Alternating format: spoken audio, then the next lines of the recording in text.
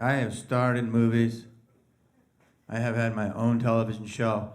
But tonight, I'm playing the back of a bowling alley in Huntington Beach.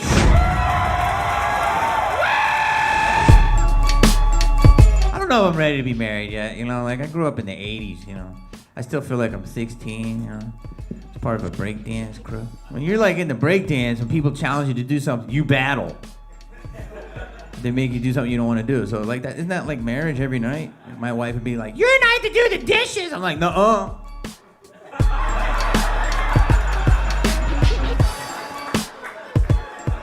You scrub. Robots are coming, all right? Here's the thing is that women, you've known about this robotic invasion for years. Because every woman in this room, in her top dresser drawer, a little vibrating, shiny, wiggly robot. I don't know you that well. So I was like, you got Google? And she's like, I don't even know your middle name. I'm like, Alexa! Tell her everything.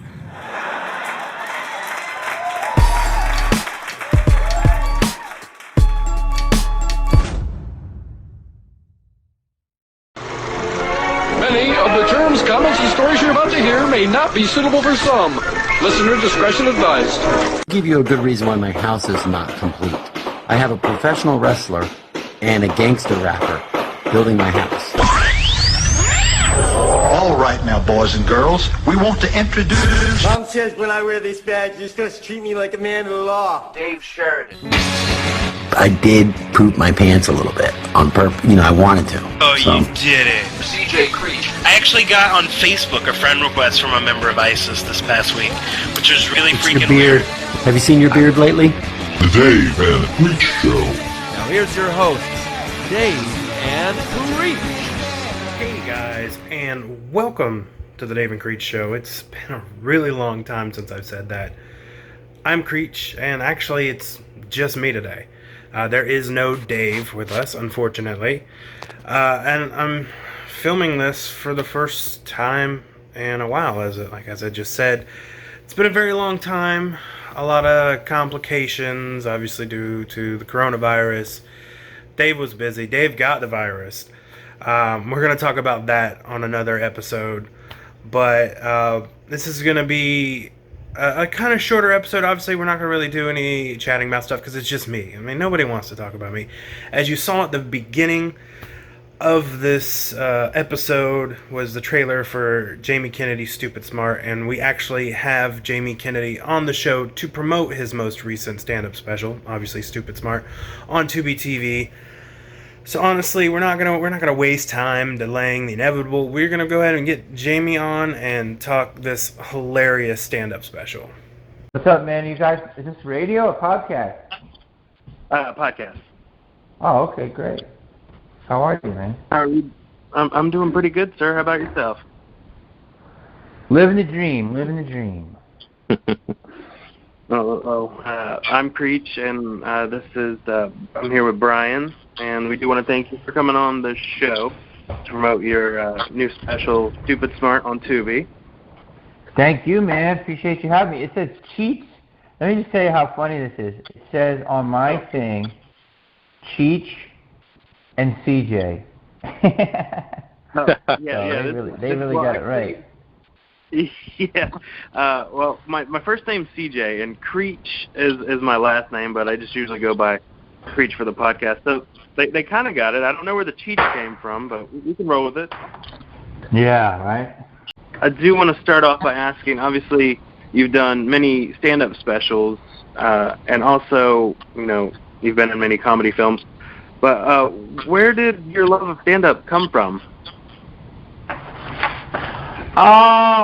It was like, it was just, I don't know. It's not like I ever really wanted to do stand-up. I loved watching it, and I loved laughing at people who did it. And then when I moved to L.A., I said I want to be some kind of actor or something. I didn't know, but it led me in that direction. And then as I had all these day jobs, people were like, you should try stand-up. And I was like, really? I mean, that's like a different thing. And they were like, you should do it. And enough people just kept telling me I should try it. So I did it. And then it was really painful in the beginning, but at least it was something that I could control.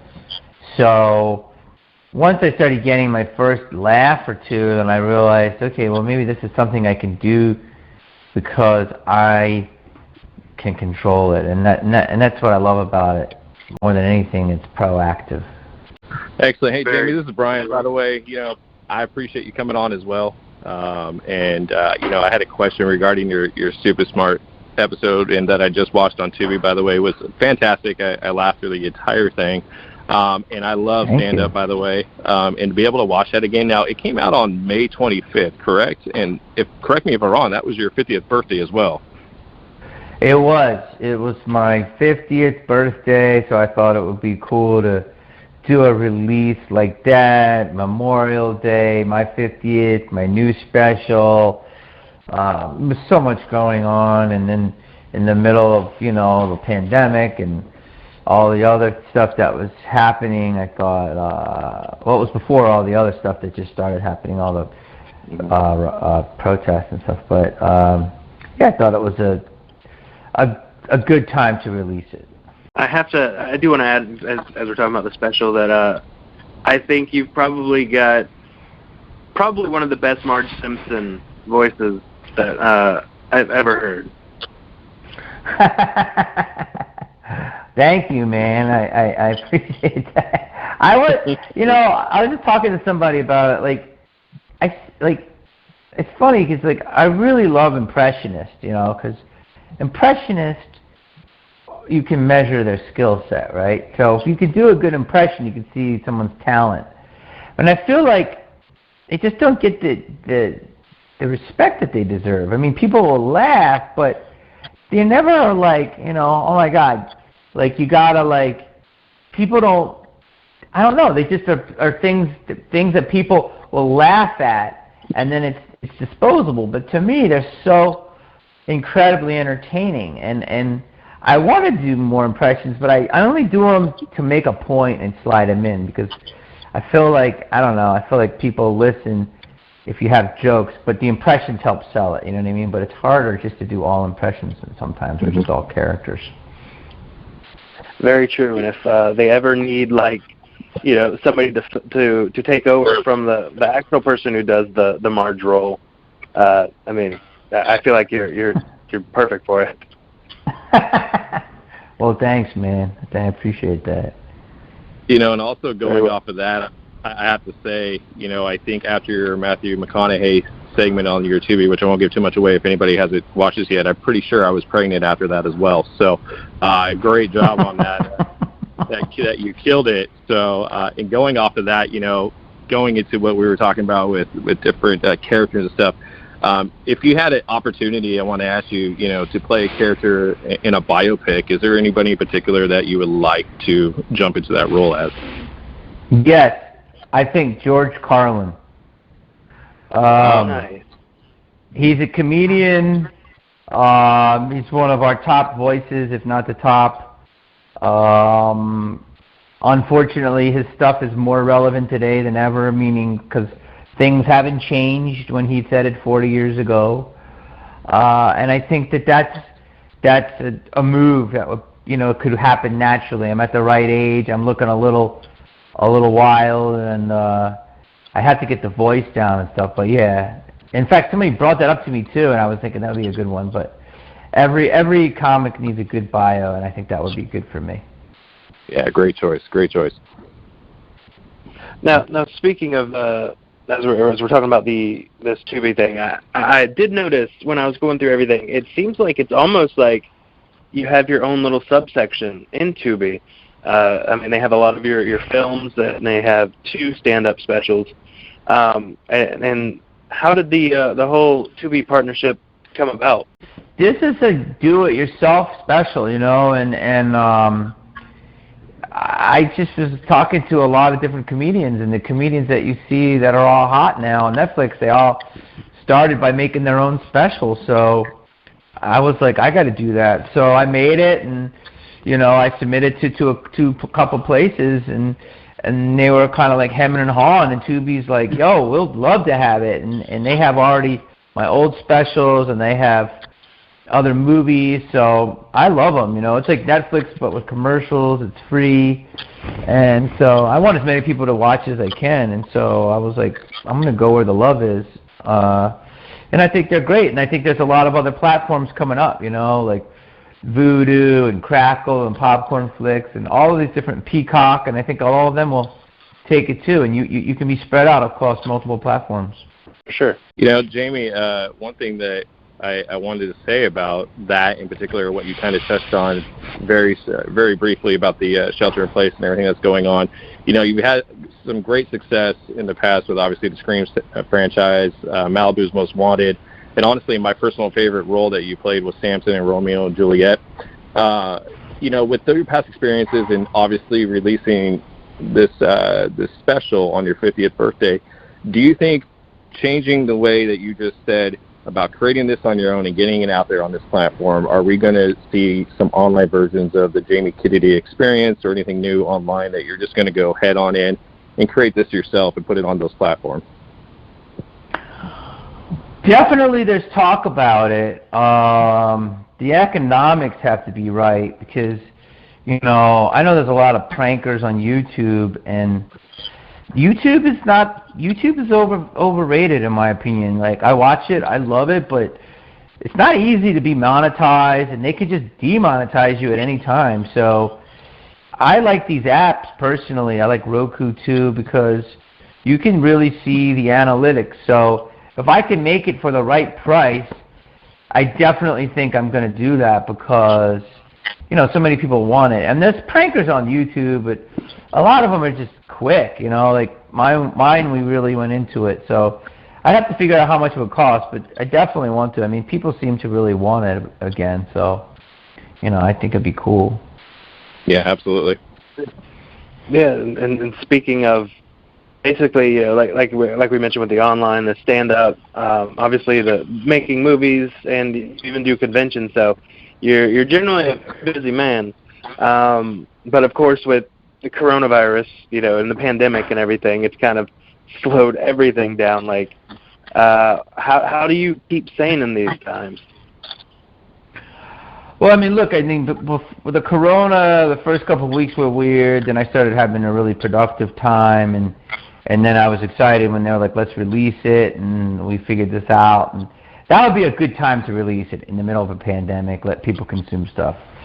But then, with the George Floyd murder and the racial injustice and the different things, it's hard to release content now, and it's weird because, we have a lot of problems in this country, and we have to fix them, and providing an escape is not the way to do it. We have to handle it head on because that's what happens. People kind of forget about things because there's so many outlets to escape. And so, I'm so happy with my special, and I want it out there, and if it's always going to be there. So I guess for me, it's good to provide that kind of release. But at the time, I think people should deal with what's going on, and and protest and get out there and have their voices be heard. And then when they feel comfortable, when we're in a good place, start consuming content again. But I've been okay. I think there's a lot of people that. I hope they're okay. I hope you guys are okay. Absolutely. Yeah, I saw some great interviews that you just recently did online, actually, discussing what happened, that's happening right now with racial injustice in the world. That's been happening for quite some time. We're just now, filming it more than ever. Unfortunately, like you said earlier, doing a biopic of what, George Carlin spoke 40 years ago, is so true today, even.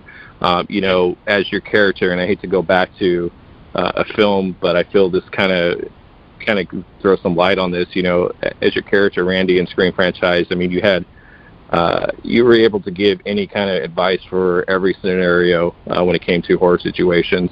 But I feel in 2020 currently we are living in a very true horror kind of world. Can you give us any advice to be able to move forward and be able to hopefully create the change that we just spoke about? I mean, that's a lot. That's a lot of responsibility on Randy. I think, like, well, in terms of the pandemic, I mean, everybody's got to, still social distance and see, what's happening in terms of, social distancing and stuff. But I think the warm weather might help it less. I'm not sure, but it seems like, they say vitamin D and stuff. In terms of racial injustice, for me, and I don't know what you guys are, assuming you're white, I'm not sure, but I think white people have to, we have to listen, we can't speak for, the black community, and, that's what I'm trying to take my cues from them and, my friends in that community, because, it's a problem that's been going on forever, and I think that right now there's a lot of people talking and there's a lot of information, and I think we have to look at it logically and listen to them and see how we can be an ally in their community for them, and in the way they want to do it, not the way, we think we should do it, you know what I mean? Because they're the ones that are feeling it, so. Yeah, very well said, man. Thank you. Thank you. And now we're going to go to a couple of fan questions that I had gotten off Facebook. I have a Joseph James. He asked if you could put, basically, you have as much money as you need to make a film of yours, a previous film. What would you make a sequel to? Oh, I have as much money, and I want to make a sequel? Yes. I think there's three films. I think I would make. I would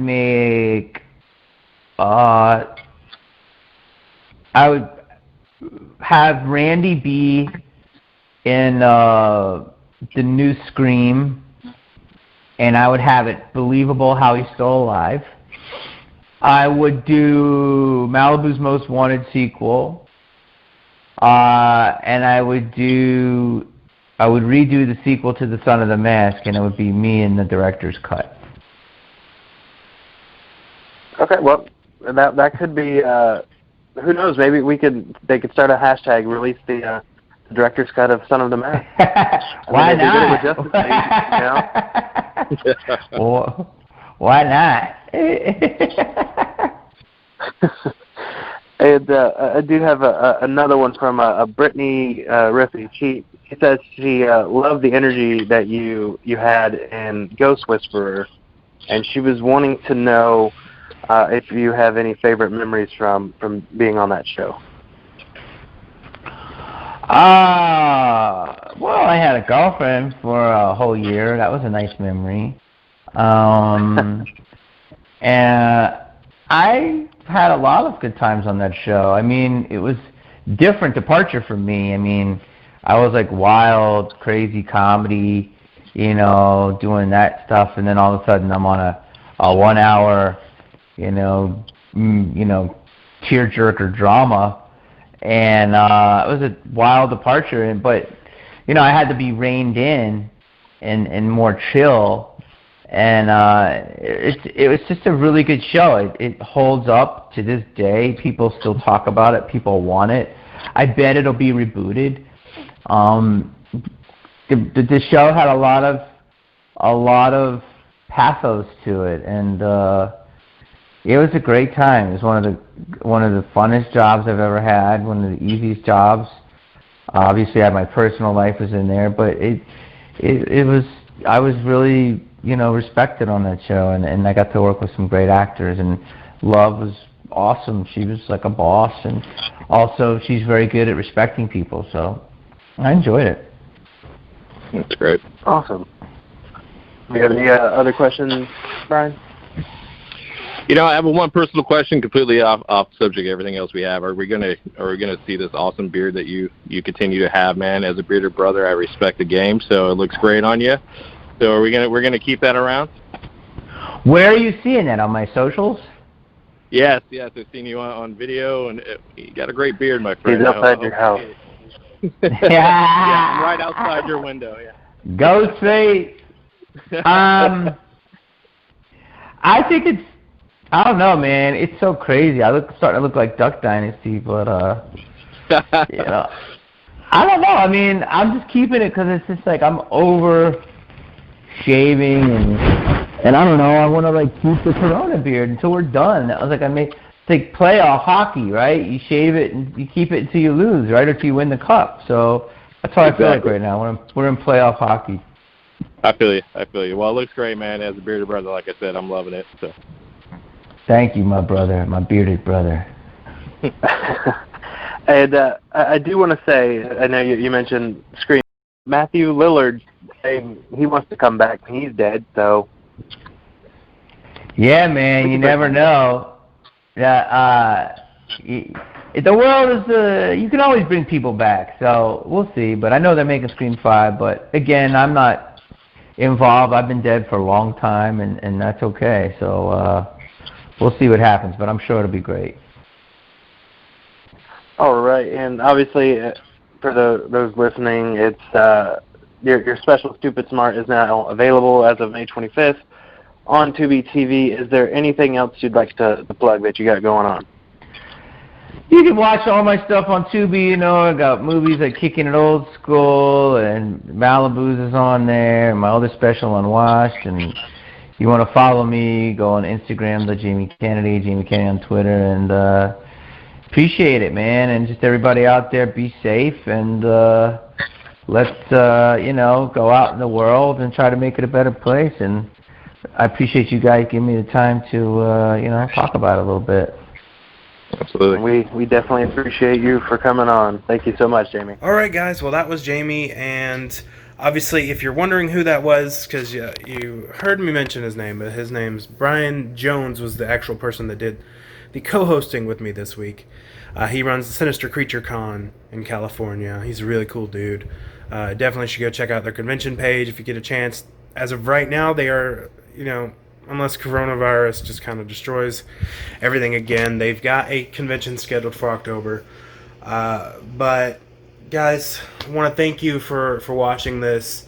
Know that the next episode, Dave Sheridan will be back. We're actually, in a month's time, heading out to go film our roles in the movie Bloody Summer Camp, which we had the people on, actually on our last podcast, number 81. So we've got interviews that I've been doing throughout when I could to help promote stuff. So we've got a ton of interviews to air that we'll be doing, and we're going to bring on more people as well. And obviously Dave's coming back. Anyways, hope you enjoyed this episode. I probably won't have all this the next time you see me. If you haven't heard, Leaving Strangeland is finally over. It's finally all out. You can watch that on my YouTube, which is the page you're watching this on. And look forward to episode 83 coming soon, whenever Dave has a chance.